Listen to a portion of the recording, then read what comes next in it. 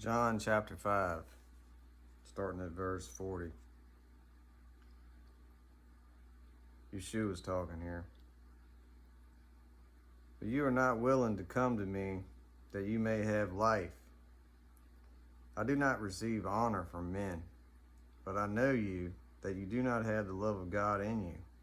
I have come in my Father's name, and you do not receive me. If another comes in his own name, him you will receive. So that's your Jesus. He come in his own name.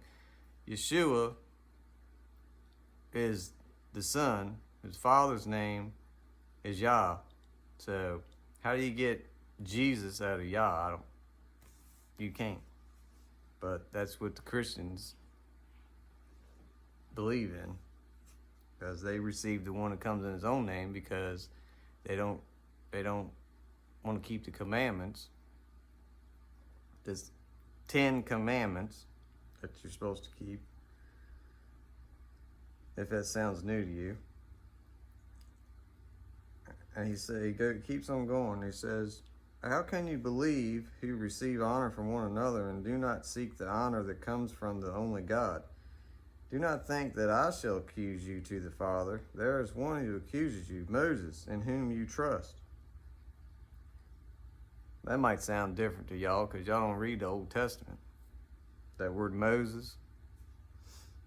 For if you believe Moses, you would believe me, for he wrote about me.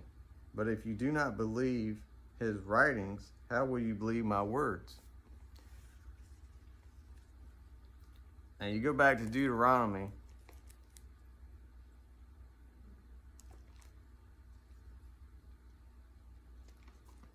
chapter 18, verse, let's see.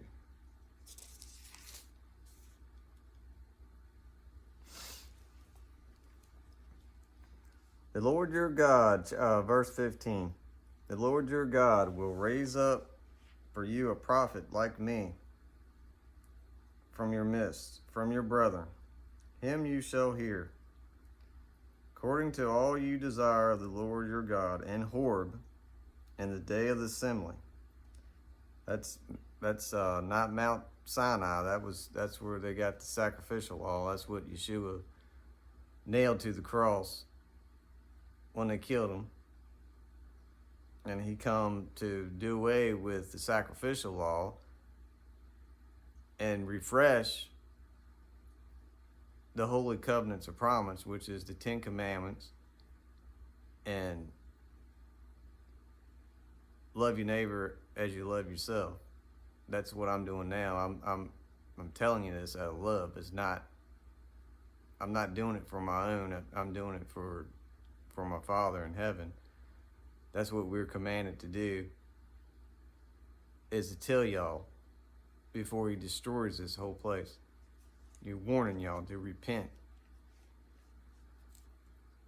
So he let's see, I'll go back, start at 16. According to all you desired of the Lord your God in Horeb, in the day of the assembly, saying, let me not hear again the voice of the Lord my God, nor let me see this great fire anymore, lest I die.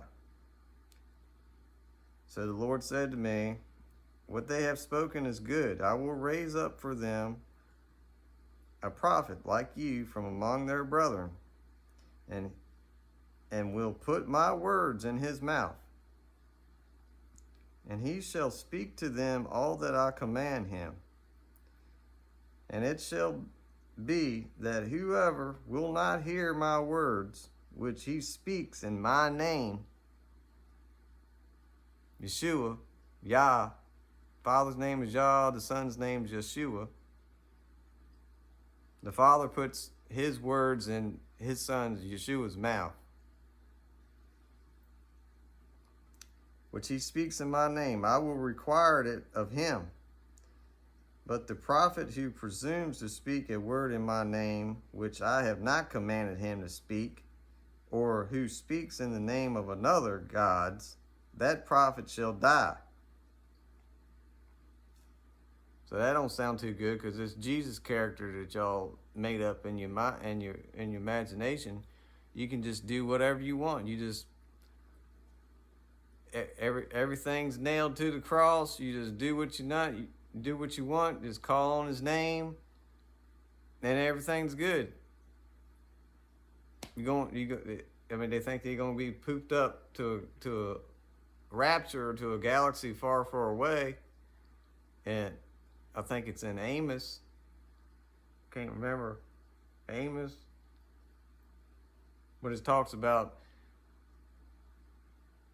what's it to you who desires the day of the Lord, which the day of the Lord is dark and not light. I mean, what's it to you? It's a terrible day, and you need to repent and get in covenant before it's too late, because it's here. It is here. But it's your idolatry. That's why you can't hear.